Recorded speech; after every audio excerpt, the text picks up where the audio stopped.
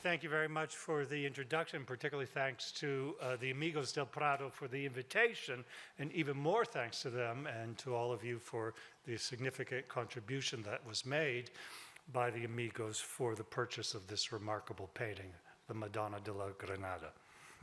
I'm sorry I'm going to be speaking in English tonight, but we do have the labels in Castilian.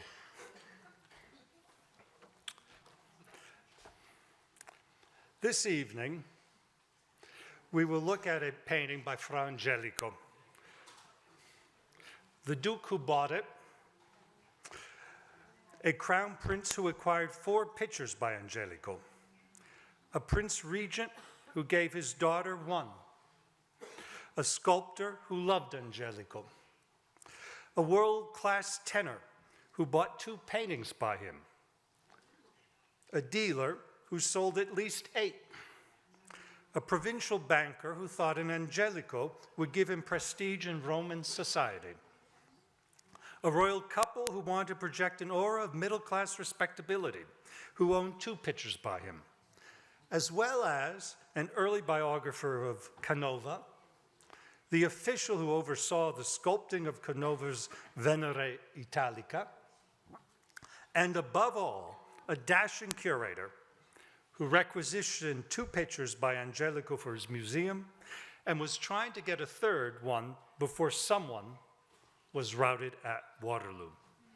Except for Victoria and Albert, all of these figures lived at a period when neoclassicism was the artistic style that held sway, and they all somehow were involved in the revival of the art of the 15th century Dominican friar, born Guido di Pietro and posthumously known as Fra Angelico. This revival led to the Duke of Alba's purchase of his Madonna in Florence in 1817. Toward the end of this lecture, we shall try to discover why neoclassicism and Angelico were such a fine fit. We'll get back to that, but let's for a moment stop with that dashing curator, Dominique Vivant Denon, who was in charge of requisitioning art from the European and North African territories that Napoleon had conquered. The first wave from Italy came in 1797 after the signing of the Treaty of Tolentino. The conquered Italian cities were required to provide masterpieces which would be paraded through the streets of Paris before being installed in the Louvre, which in 1803 was renamed the Musée Napoléon. Here are the great Italian pictures installed for Napoleon's second marriage. In 1811, Denon was a little less debonair, but his energy had not waned. He made another short trip to Italy and realized that his museum was lacking a whole period of Italian art, that which he called the primitives, essentially painting of the 14th and 15th centuries. Taste was changing, first of all in Italy itself, and the art of the period before Raphael had become a focus of interest. In Florence, the Uffizi had been reconfigured under the director Tommaso Puccini in an installation that emphasized not the princely nature of the Medici collections, but rather offered a sweeping historical survey of Italian art. Denon picked up on this, realizing that the suppression of the religious orders and subsequent closing of churches opened an unparalleled opportunity for acquiring paintings. In January 1812, on his return to Paris, he went about gathering works by the Italian masters that he had forgotten or ignored in 1797, and Angelico was the prize. Indeed, Denon bought one for his own collection, the Annunciation, now in Detroit, and got 2 for the Louvre, parts of the predella of the Perugia altarpiece, and the coronation of the Virgin from San Domenico in Fiesole. Not one to simply install his new acquisitions in the museum, Denon curated an exhibition that opened on 25 July 1814 in the Salon Carré. Note that on the title page of the exhibition's catalog, the institution is now called the Musée Royal. It is very possible that the young Duke of Alba, who who soon after bought the Angelico, now here in the Prado, saw the exhibition as he was then living in Paris.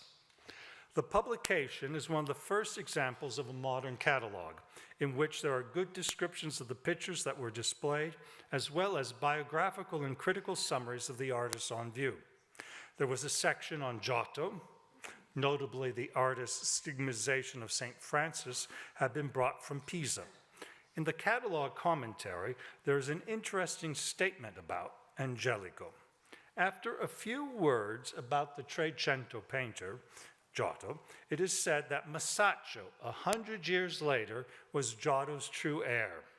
The catalog laments that the Museo does not own any paintings by Masaccio, but is rich in works by Angelico, who was his contemporary and imitator, émule in French. During the course of this lecture, we shall come back again to that statement. Was Angelico an imitator of Masaccio, or did the relationship between these two painters work the other way? I will argue that Angelico was often the leader, and I shall use the Alba Madonna as a primary piece of evidence in constructing my case. The element that we shall first look at is the most prominent feature of the painting, which also gives it its title, the pomegranate, the granada, that the Virgin holds in her hand and the little Christ child picks at. This fruit will help us precisely date the picture and show that it is precedent to the work by Masaccio and Masolino, the Sant'Anna Materza, after which art historians usually place Angelico's Alba Madonna. It will take some hard looking at pomegranates in this painting, in nature and in other Quattrocento paintings and sculpture, to understand why that fruit is such a key to the meaning and dating of the picture. Ever since the Prado acquired the work, I have become obsessed with the fruit, its color, shape, and meaning, and why Angelico included it in this Madonna. The pomegranate itself has undergone a revival in recent times. In Florence today, juice bars offer glasses of the fresh squeezed fruit. In America, there's a very successful commercial pomegranate juice, POM, for which all sorts of benefits are claimed. The company advertised its commitment of $35 million to scientific research on the fruit and asked its consumers to raise a glass to life and to the pursuit of healthiness. Upscale grocers offer pomegranate seeds already harvested and ready to eat, services that 15th century Florentines would have very much appreciated. Pomegranate seeds were used as a decoration in various dishes in the Renaissance, and pomegranate wine, fermented pomegranate juice, that is now largely in our Armenian product, was much appreciated. The 1492 inventory of the estate of Lorenzo de' Medici, which included among its effects 8 paintings by Angelico, also listed just as many barrels of pomegranate wine. The pomegranate is a familiar tree in Tuscany, as well as throughout the Mediterranean, known in historical records from ancient times and called in Latin the Punica granatum, the Punic apple. It bears fruit in the autumn, right about now, or a little bit before now, and if you go to the supermarket today, you will undoubtedly find large ruby red pomegranates. The rind of our pomegranate, however, is not red, but a yellow tone. It is precisely this yellow pomegranate that I have been on the outlook for recently. I happened to spend the month of October of this year in China, and I was delighted to find that in the southern part of that vast country, pomegranates are yellow and very close to Angelico's pomegranate. In the north of China, they tend to be red. So here's the yellow pomegranate. I opened it up in my hotel room to show how close it was to Angelico's pomegranate. Up north, though, in China, they're red. These are still maturing. The pomegranate was a symbolic fruit in China that referenced happiness and good luck all of which could come with many male children. You can see the male children here are there in among the pomegranates of this textile from the 10th century. Some of the most beautiful Ming blue and white ceramics have pomegranates in their design, as this one from the reign of the Yongle Emperor, which ended in 1426, probably just a year or two after Angelico painted the Alba Madonna. You can see them in red in this Qing dynasty porcelain. Angelico, of course, didn't get his pomegranates in China, but probably off of a tree, rather like this one growing in the garden behind the Virgin's house in this painting of the Annunciation here at the Prado. So this is the pomegranate here. Where Adam and Eve, already dressed, seem to linger one last time before being kicked out of paradise. Note the yellow color of the pomegranates. In Florence this autumn, I went to a horticultural exhibition of heritage fruit and vegetables to see whether I could find similar pomegranates. And early last month, the farm woman who sells her products in Piazza Santo Spirito near my house was offering near perfect yellowish pomegranates. I mean, they have a red blush on them, but they were getting a little bit closer to the one in the Angelico, from her own plot of land in Impruneta. I was getting nearer. The Quattrocento pomegranate seems to have survived the centuries. And then very recently, my friend Moreno came home with a load of pomegranates from the tree in the backyard of his mother's house in Bucine, in the Arno River Valley south of Florence. They are yellow with just a blush of red. This was just 10 days ago, and I had finally found Angelico's pomegranate. It was the end of the season, and they were bursting open naturally on the tree. I had Moreno go back the next week and photograph the tree itself for you. So it was a little sad by this point because not many of the pomegranates have already been harvested. Its fruit reminded me of the pomegranate in the beautiful Tondo by Botticelli, in which the red ruby fruit, in other words, the seeds, seemed to foresee the baby Jesus' future sacrifice on the cross. Around the same time, in a painting with a domestic setting made for Filippo Strozzi, the Filippino Lippi also included a pomegranate. You can see here on the table. In the Angelico, the baby picks at the fruit seed by seed. They are packed in neat rows. The child, I'm told, looks about 9 or 10 months old, and he has good hand dexterity to be able to pick those seeds.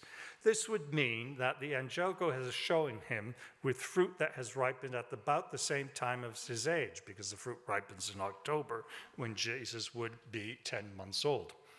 Considering the specificity of the plants and the bird in the Annunciation altarpiece here in the Prado, this attention to realistic detail in the Alba Madonna should not surprise us, even if it might seem a little bit like Netherlandish painting around the same period. The pomegranate is open, and the edges are tattered as if it had not been cut with a sharp knife. It seems to have been one of those that have burst open naturally. In his other hand, Jesus holds a piece of rind on which he has presumably eaten off some of the other seeds. Well, Fra Angelico might actually not have protested with the palm company's advertisement that the fruit could help in the pursuit of healthiness. For him, the first meaning of the pomegranate, however, in this painting would have been Marian, having to do with the Virgin Mary. As a Dominican observant friar, the artist may have been familiar with a 13th century Dominican theologian, Albertus Magnus, writing in praise of the Virgin, in which she is called the fruit of the pomegranate, and Christ its tree and flowers. Similarly, the female lover of the biblical Canticle of the Canticles, frequently allegorized as the Virgin Mary herself, had cheeks as a piece of pomegranate. In that same text, the Virgin was also compared to the enclosed garden, which was described as a paradise of pomegranates, just like the plot of unkept land that Angelico painted behind Mary's house in the Prado's Annunciation altarpiece.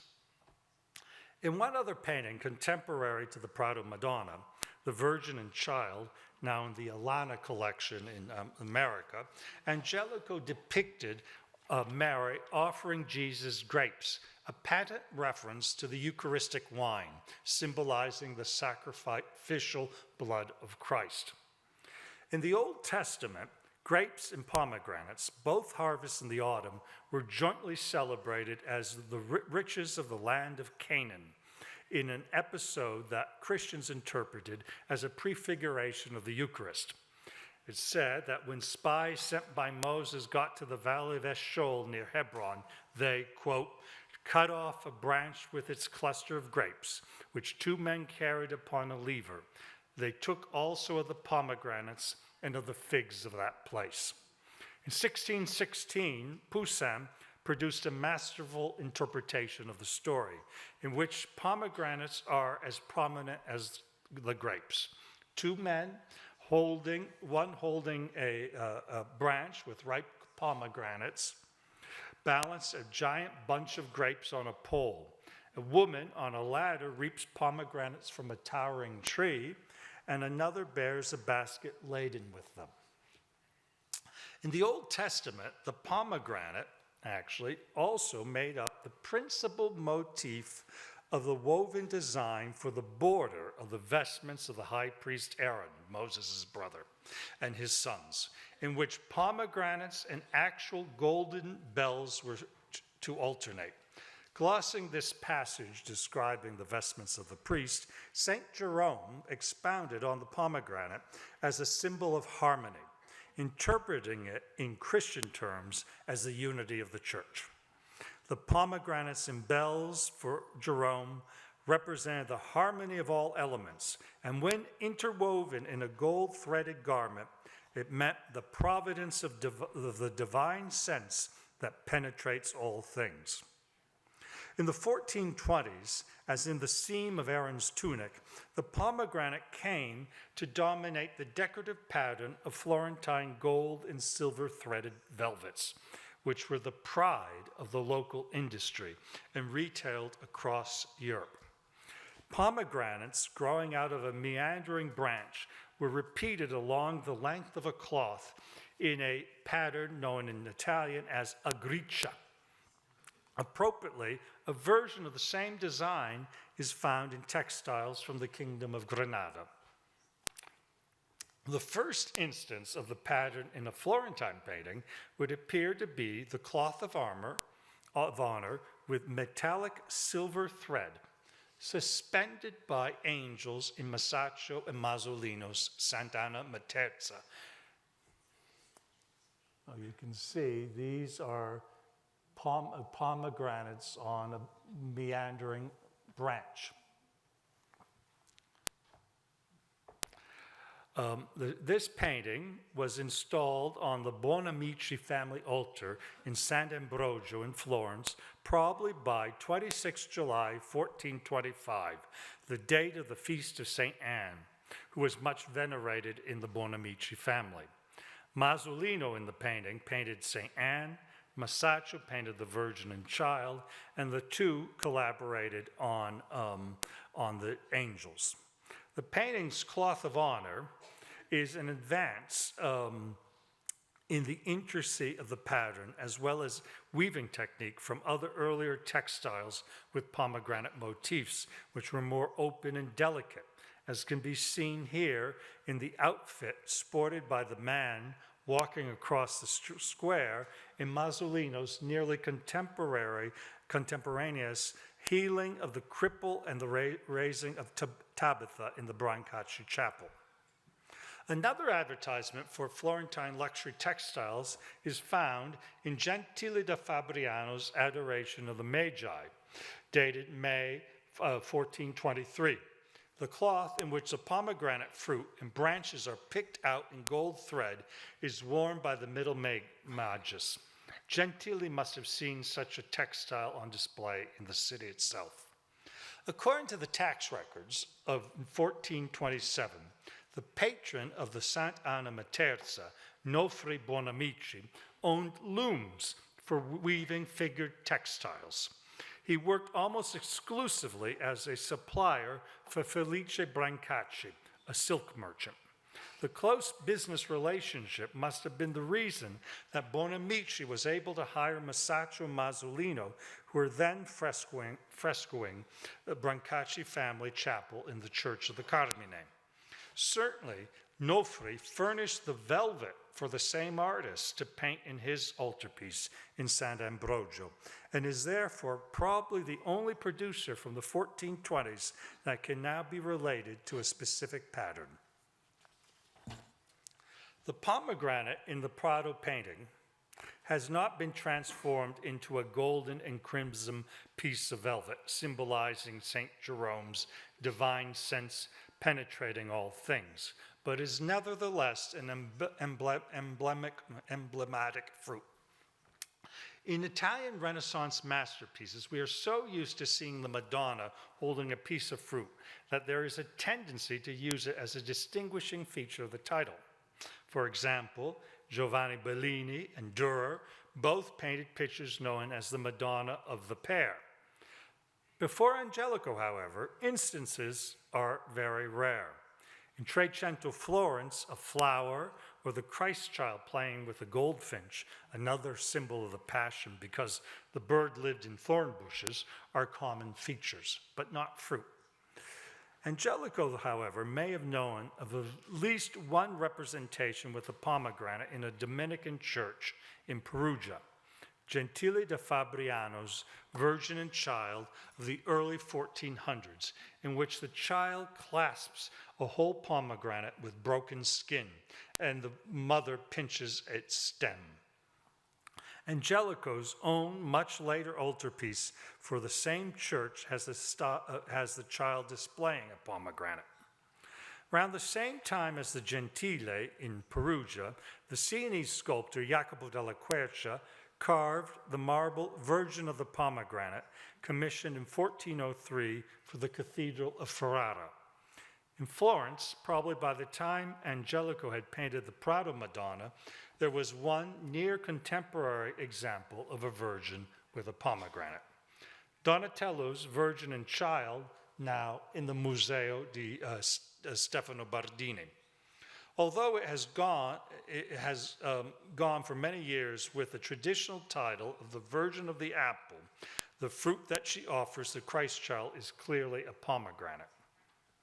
It serves as a trick to get the child to calm down and focus on something, as the Virgin does her best to restrain a superhuman child who has pulled her veil around himself. Here, the fruit is an allegory of Christ's passion and the naturalistic vigor of the child, a powerful reflection of his future sacrifice on the cross. In choosing the pomegranate as his symbolic fruit, Angelico was not following an ingrained tradition, but making a self-conscious choice. The emphasis is on the neatness of the seeds packed in rows, suggesting the meaning of unity associated with the pomegranate since the time of St. Jerome. For the artist's contemporaries, the pomegranate would have exemplified hopes and anxieties about the unity of Western European Christendom that arose in the aftermath of the papal schism that had racked European religious and political life since 1389. The pomegranates in Gentile and della Quercia pointedly highlighted the lack of church unity at the time of their creation. The schism had come to a crisis in 1404, around the same time as these works, after the death of Boniface IX, and the refusal of the rival Pope, Benedict XIII, a hard-headed Spaniard, to resign. In the early 1420s, as a recently professed friar at San Domenico in Fiesole, Angelico would have been aware of the devastating effects that the next stages of the schism had had on that community of Dominican friars. The community had been founded in 1406 by the politically active Giovanni Domenici, whom Gregory XI elected late that same year, 1406, soon made his confessor. On 26 June 1409, when in Pisa a rival was made pope, the friars in Fiesole expressed continuing support for the patron of their founder. On the other hand, the Florentine government abandoned Gregory for the Pisan pope and that one's successor, Giovanni Cosa. The friars left Fiesole and spent the next decade in Foligno and Cortona. In other words, the convent of San Domenico in Fiesole was abandoned. Their numbers were decimated by disease as well as defection. The election at the Council of Constance on 11 November 1417 of Odone Colonia as Martin V gave the friars the opening to return to Fiesole, but they only then numbered 3. Leonardo Dati, Master General of the Order, headquartered at Santa Maria Novella in the town of Florence, skillfully saw to the rebuilding of the convent in Fiesole and the reception of the new friars, including now Angelico, a painter, and his brother Benedetto, a scribe. It is likely that they professed in the period in which the new pope's court sojourned in Florence from February 1419 to September 1420. Martin was housed in Santa Maria Novella, and the young painter, not yet then a friar, seems to have worked on preparations for hosting him there. This Donatello was actually part of the special decoration of his apartments that were prepared for Martin's arrival at the convent. In coming to Florence, Martin would have encountered the beautiful pomegranate cloths that were being made in the city that would have seemed to him celebrations of the union of the church. Soon, the textiles were featuring prominently in paintings themselves. How can we place the Alba Madonna in this situation? Does it too reference the newfound unity of the church? Let's try to more specifically date the painting by comparison to 2 other pictures, the Sant'Anna Materza by Masolino and Masaccio, and the San Pier Martire altarpiece by Angelico. Focus in the 3 paintings on the Virgin, the 3-dimensional sculptural quality of the body, the fall of the blue mantle around the legs, and the distant forward-looking expression of the face. If you look at those, you can see also that in one other painting, such qualities can be found, that is Angelico's Alana Madonna. Out of its frame, the Alba Madonna, when we take the Alba Madonna out of its frame, it becomes clearer that something is missing. The 2 angels at the side hold the cloth of honor behind the Virgin, but the panel is cut at the top, where a 3rd angel would have been needed to suspend the cloth. The best comparison for what that 3rd angel would have looked like is Angelico's Madonna of Humility in the Thyssen-Bornemiszen collection, and significantly, the Sant'Anna Materza. The compositional strategy is just the same. But, which of them came first? Florence of the 1420s was a laboratory in which ideas were being bounced from artist to artist. The assignment of an inventor's patent for an artistic idea to any single figure is near impossible. But in this case, we can garner enough evidence, albeit sometimes circumstantial, to show that Angelico's picture probably came first. The first key is information that places the commission of the San Pier Martire altarpiece early in his career. Once this early dating is established, the Virgin in it will then be the most obvious prototype for similar representations.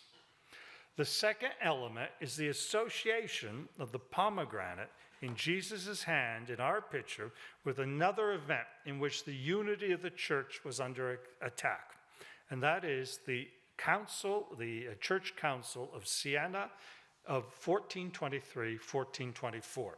First, the San Pier Martire altarpiece. The only known document is a residual payment for it that was made in 1429 to Angelico's convent. Angelico and his friars must have waited a long time for that payment, however. A terminus post quem for the commission can be calculated from the date of the founding of the nunnery, and some of the first nuns who were commemorated by the presence of their named saints in the predella, now in the Courtauld Institute Gallery in London. So this is the predella with different saints. The nunnery, which belonged to the Dominican order, got its start in March 1417, when property was acquired near the Porta Romana in Florence. In a bull, a papal bull of 19 February 1420, Martin V specified that the building was ready and the nuns should be cloistered. A year later, in January 1421, several Florentine women became nuns. Two were from prominent families, Margherita degli Spini, who donated 2,000 scudi, and Maddalena di Bartolomeo Usimbardi. The predella to the altarpiece in the Courtauld depicts the Man of Sorrows surrounded unusually by Mary Magdalene on one side and John the Evangelist on the other. And then in the other section, originally it was just one long horizontal panel, you can see a Dominican nun with a halo, as well as Saint Cecilia, Catherine of Alexandria. So here's the nun, Saint Cecilia, Madeline, Man of Sorrows, John the Evangelist, Catherine of Alexandria, and Agnes. The nun on the far left has been usually identified as Catherine of Siena. But Catherine was not a nun, but a Dominican tertiary, which is another a part of the order, but not the same as being a nun. This figure is shown in the habit, however, of a nun. A Dominican tertiary's habit would have been slightly different. And we have other pictures by Angelico in which he shows the habit of the Dominican tertiary. So the identification of this figure as St. Catherine of Siena has to be incorrect. In fact, no female orders of the members of the order were then revered as saints, but there was a veneration for several figures considered blessed. And this one, I think, must be Margaret of Hungary. In fact, in honor of Margherita degli Spini and her generous gift of 1,200 scudi to the convent. In the central section, we find the Madeleine taking the traditional place of the Virgin Mary next to the Man of Sorrows. Well, this is probably in part a reference to the nun, Maddalena degli Usimbardi, who also became a member of the convent in 1421. The Madeleine also served as an example to all the women of the convent. Virgin, in fact, in the main panel, holds a round box in her hand, a reference to the perfumed salves with which the Madeleine washed Christ's feet. However, the presence of the two nuns named saints in the predella suggests that the commission of the altarpiece came after their entry in the convent in 1421. While the altarpiece might not have been executed immediately, there is no reason to think that given the concentrated efforts made to found the convent with 3 papal bulls and the importance of its supporters, such a commission was delayed very long. The Prado painting must date in the immediate aftermath. But the pomegranate, that symbol of church unity, might help us to more specifically place the painting not only after the end of the schism in 1417 at the Council of Constance, but at the time of the next church council in Siena. Questions of heresy, in particular the denial of the transubstantiation of the Eucharist by the Wycliffes and the Hussites, were discussed at the Siena Council, as well as the continuing division of the Greek Orthodox and Roman churches, with a hope that the Eastern Church would become part of the universal church. Sassetta's Arte della Lana altarpiece, Sassetta's a Sienese artist, for a church of the Carmine in Siena, commissioned during the latter part of the meetings, addressed heretical beliefs about the Eucharist directly. One of the scenes here on the screen shows a friar who denied the doctrine being struck down at Mass. And another actually shows the burning of a heretic outside the walls of the city, a patent reminder that heretics were being burned. In 1415, John Huss had died at the stake at Constance, condemned, despite guarantee of safe passage, at the very council that later elected Martin V. Angelico is never so tropical in any of his paintings, but the pomegranate would have been easily understood by his contemporaries as a reference to pressing concerns for the unity of a church threatened by heresy and the continuing division with the East. The council would have been followed closely by the Dominican friars in Florence, as two of their number took leading roles at the event. Leonardo Dati, who we saw before, the Master General of the Dominicans, was one of the Pope's 4 representatives of the council, in fact, the head of the whole council. Dati was the one who had seen to the refounding of the San Domenico in Fiesole after the schism, and also to the hosting of the Pope at Santa Maria Novella. Dati's closest collaborator in both those enterprises was the Dominican friar Girolamo di Giovanni da Firenze, one of the few I don't have a portrait of. Dati invited him to pronounce the Epiphany sermon on 6 January 1424 in Siena Cathedral during the seating of the council. A fierce defender of papal rights, Dati probably engineered Girolamo's sermon in face of a vocal movement within the council calling for more frequent meetings, a patent effort to erode papal authority. Girolamo gave a forceful speech, an example of early Florentine humanism, with references to Virgil, Cicero, Petrarch, whom he called Florentinus poeta noster, and even Boccaccio. Such references must have impressed, but also shocked the prelates gathered from all over Europe, not used to secular writers being cited in learned Christian preaching. Even more disturbing than the sermon's stylistic flourishes was the content, which was immediately denounced for mistakes. Theologians from 5 nations were appointed to correct it. What particularly irritated them was Fra Girolamo's use of the scripture in Matthew beginning, "The scribes and Pharisees have sat on the chair of Moses." It was seen as a moral admonition to those agitating for the conciliar movement, which was challenging the papal authority in which the Florentine Dominicans saw the unity of the church. The tumult caused by the sermon was such that 3 months later, in March 1424, Dati and the other papal representatives left Siena in secret. Once they were safely in Florentine territory, they declared the council closed. It is not known who commissioned the Prato Madonna. The original frame, which may have had a coat of arms identifying the owner, is lost.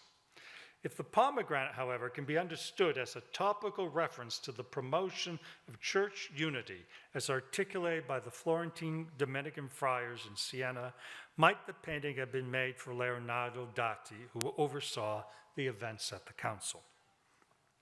The probable time frame for the picture is after the San Pier Martire altarpiece, commissioned, as I explained before, sometime after January 1421. To the period just after the end of the council in March 1424. While this is a wide range, the probable date is nevertheless before any work could have been begun on Masaccio and Masolino's Sant'Anna Materza. Being a collaborative work, that painting, the Sant'Anna Materza, this one here, and here, came during Masaccio and Masolino's partnership for the frescoes in the Brancacci Chapel. Masolino began the project of the frescoes after November 1424. By November 1425, he had, however, signed a 3-year contract to go to Hungary, putting an end to the two artists' Florentine collaboration.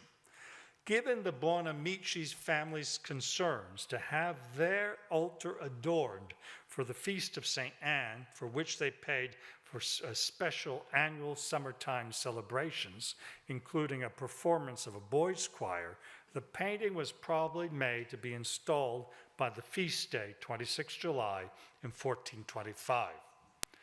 The Masaccios Christ child in the Sant'Anna Materza has a vigor that has been widely admired. The baby looks like a little athlete, a sculpture perhaps by Donatello, but it is also silhouetted like a cutout and not fully integrated into the composition, hardly evincing the refinement with which Angelico was able to blend at that point his figures into unified pictorial relationships. Even later, Masaccio elaborated on an idea taken from Angelico's Madonna in the Alana collection, in which the Christ child reaches for a bunch of grapes held by the Madonna. In the Virgin and Child from Masaccio's Pisa altarpiece, this one here, on which he was at work from November 1426, he depicted the baby munching on the grapes and sort of literally squeezing the juice out of them in an obvious reference to the wine of the Eucharist. If, as is likely, Masaccio knew Angelico's previous representation, it would mean that he visited the friar's workshop, as the Alana Madonna was a devotional panel for a domestic setting, probably a bedchamber. Once it left Angelico's hands, it would not have been easily available for outside examination. We do not know what happened to Angelico's Madonna between 1424 and 1817, when the Duke of Alba found it in Florence, except that someone cut off the top angel. Alba may not have even realized this, as when he probably bought it, it was in a neoclassical frame. The present frame is neo-Gothic from the 20th century, I believe.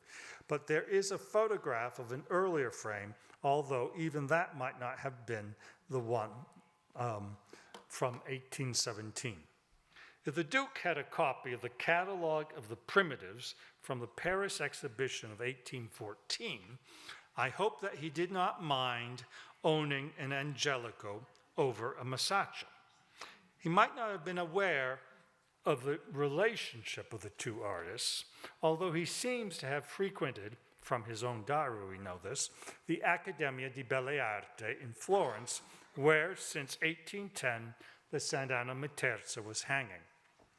Alba would have known that his acquisition was part of a growing tide in favor of the primitive Italian painters, and in particular Angelico, much of it beginning with Dominique Vivant Denon's visit in Florence in 1811, which can be followed in part through his correspondence, including to that of his former paramour, the Greek Venetian Isabella Teotocchi Marina Abruzzi, who was Canova's first biographer.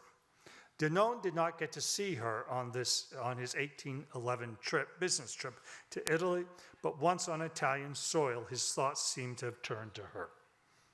What I would like to emphasize, though, is not so much the relationship between the two, or between Isabella and Canova, but rather how extraordinary it was that a group of thinkers, collectors, and artists devoted to the principles of neoclassicism and the universality of its language came to find the Dominican friar Angelico an idol and an object of fervent collecting.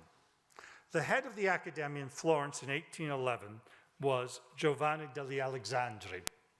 It was he to whom Denon turned for arranging the shipping of the coronation of the Virgin to Paris. Alexandri was a good friend of the sculptor Canova and was overseeing the production of Canova's Venere Italica for the Uffizi, which was meant to replace the ancient sculpture known as the Medici Venus, which Denon had sent to Paris in the first round of requisitions for the Louvre, 1797. For himself, Denon, as I mentioned before, got the panels of the Annunciation now in Detroit. There's also the Virgin, but I'm only showing you the angel. And is said to have been trying to buy the Assumption of the Virgin now in Boston. That painting was exhibited in London in 1816 after its owner, Reverend John Sanford, resident in Florence, had returned to his native country. He claimed in the catalog that Denon thought it was the best of Angelicos, but he, Denon, could not buy it because of the downfall of Napoleon. Certainly Denon had started a trend. Within the next 5 years, several paintings by Angelico came on the market and entered important collections. And let's look at them. In 1813, the German Florentine dealer Johannes Metzger, via George van Dillis, sold Angelico's Entombment of Christ from the high altarpiece of San Marco to Crown Prince Ludwig of Bavaria. In 1816, Regent Prince of Wales, George, gave the Thyssen-Boromintsen Virgin of Humility to his daughter Charlotte on her marriage to Leopold of Saxe-Coburg, later King of the Belgians.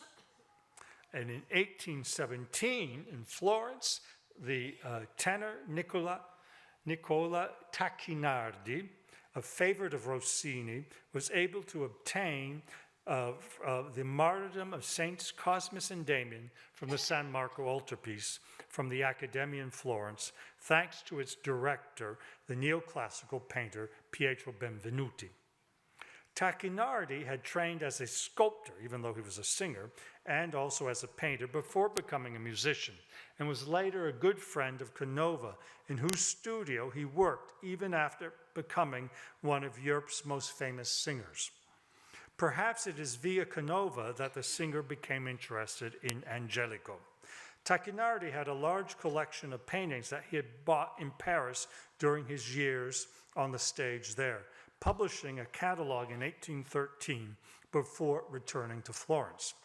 Tacchinardi is also recorded, Elba may have heard him sing at the pergola, and Elba would have certainly heard of him because he was like Pavarotti, let's say. Tacchinardi is also recorded as having bought the predella to the San Domenico altarpiece, which was later sold to Metzger to Vincenzo Valentini, a Roman banker. Pietro Benvenuti, who helped Tacchinardi get the Angelico now in the Louvre, was also much admired by the Duke of Alba when he was in Florence. In fact, Benvenuti, I understand from the Duke's diary, was one of those who actually took the Duke to see things in Florence. And so I'm showing you an example of some of Benvenuti's paintings here. And it is probably the axis of the dealer Metzger, degli Alexandri, the head of the Accademia, and the painter Benvenuti, that Elba found his painting in Florence in 1817. Carlos Miguel Fitzjames Stuart y Silva, the 14th Duke of Alba, was then 23 years old. With his new Sicilian wife, his mother, and his half-sister, and a suite that included the French art advisor Benoit Guillaume-Ange Publot, lived at the Palazzo Corsi on the present-day Via dei Tornabuoni. The Duke did not like the city of Florence, writing his diary, Florencia me disgustò cal siempre. Nevertheless, he had important family relation in the city. His great-aunt, Caroline, Countess of Albany, the widow of the last claimant to the Stuart throne of Great Britain. The Duke himself was descended in the illegitimate line from King James II of Scotland and England. Caroline's lover, the woman you see here, was the painter then, François Xavier Fabre, who had started the portrait of Elba. This portrait, So this is Fabre's portrait, which he just began. And he was, Fabre, the artist, was the lover of the Duke's aunt, Caroline. Alba also had portraits of himself and entourage sculpted by Lorenzo Bartolini. The Fabre portrait was left unfinished because the Duke departed for Rome, and this is also the portrait of Bartolini by Benoit of Poublon by Bartolini, who was the Duke's advisor. So the Fabre portrait, though, was unfinished because the Duke departed to Rome in 1818 after the death of his mother in April. Over the years, he had been in and out of Rome, where he had often encountered the exiled Manuel Godoy, another collector, and the exiled King Carlos IV and Queen Maria Luisa, who were then living in Palazzo Barberini. And these are their portraits by José de Madrazo, who also became a friend of the Duke of Alba in Rome. Though they became friends, the Duke didn't commission things from him, thinking he was a mediocre painter. Most importantly, however, in Rome was the French painter Jean-Auguste Dominique Ingres, who had made a drawing of Poublot as well as another drawing of Alba's mother and sister. Here's the one of Alba's mother and half-sister, actually. But from him, the Duke commissioned several historical works about the Alba family. Ingres also gave Alba's half-sister a drawing of St. Helen in a deliberately early Christian style. Ingres was later also a collector of long-ignored primitive Italian paintings. In Rome, 2 decades later, in 1839-40, he purchased a small painting by Masolino, although thinking it was of the École Florentine dans le goût de Giotto. In Rome, the Duke lived in the Palazzo Braschi, not that far from the Pantheon, where since the early 1800s, a series of commemorative busts provided a quick guide to Italy's great artists. In 1814, in fact, Canova had personally paid the sculptor Leonardo Bilioschi to do a bust of Fra Angelico for the Pantheon, as well as other busts of Brunelleschi and Donatello. In that same year, busts of Masaccio and Ghiberti by Carlo Finelli, another Canova associate, were also placed there. So when you went to the Pantheon, you saw busts of all these Quattrocento sculptures, which were then making them, giving them great publicity and making them up-to-date painters in one way or the other. In 1818 and 19, the Duke of Alba's curiosity about the arts would have made him alert to new happenings, and perhaps of the German Nazarenes in Rome, who, although they did not directly copy Angelico, were much engaged with 15th century Italian art, as could be seen in projects at the Casa Bertoldi and the Casino Massimo in Rome. The Quattrocento was back, and it was now living on its own terms. Just a few years before, in 1795, the curator of the Uffizi, Luigi Lanzi, in his classic Storia Pittorica dell'Italia, had defined Fra Angelico as the Guido Reni of his time. No longer was that comparison with a much beloved Baroque painter needed. If anything, Alba's purchase of Angelico's Madonna was a sign of the Duke's modern horizons. The 14th Duke also owned another early work of Fra Angelico, the Funeral of St. Anthony Abbot, now donated to the Prado by the present 19th Duke of Alba. The 14th Duke probably did not know that, however, that Spain already had a long history with Angelico. The Prado's Annunciation from San Domenico in Fiesole came to Spain in 1611. On February 28th of that year, Mario Farnese bought it for 1,500 ducats as a gift for the Duke of Lerma, Philip III's favorite, who donated it to the Dominican Church of San Pablo in Valladolid. It was later brought to the nunnery of the Descalzas Reales in Madrid, and came from there to the Prado in 1861. San Pablo in Valladolid was the church of Juan de Torquemada, who had also been a patron of Fra Angelico in Rome and had been portrayed by him at the foot of the cross in a panel now in Cambridge, Massachusetts. This is Torquemada, and this is his church. A much later Spanish collector of Fra Angelico was Francisco de Assis Gali y Fabra, who in 1927 bought a drawing of Christ deposed from the cross, now in the Fitzwilliam Museum. Gali y Fabra was later Director General de Bellas Artes de la República during the Civil War. The 14th Duke lived between two different artistic ages, Neoclassicism and Romanticism, that each interpreted Angelico differently. But let's look at the first, Neoclassicism, which the great art historian Hugh Honor said sought to produce an art of eternal and universal relevance. What in Angelico attracted the neoclassical painters and sculptors? If we look at the narrative scene by Angelico, another one that we haven't seen so far, we see that he has created a composition out of carefully posed figures. For this, I believe that Angelico relied on his own study of ancient Roman art, as can be seen in the comparison between this sarcophagus relief and the painting.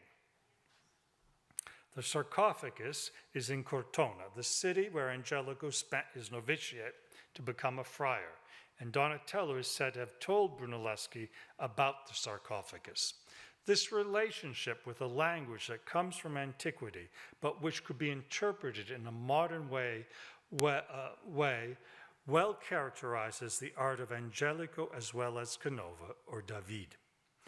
While in the later 19th century, Fra Angelico would become a sign of religious propriety and bourgeois respectability, even when collected by royals like Victoria and Albert, I think that when the 14th Duke got him, he was considered a painter's painter, an artist's artist. And painters, even later, understood this. Angelico's transformative role can be seen in that both Degas and Manet came to Florence and made copies after his frescoes in San Marco. Manet came back, here are Manet's copies.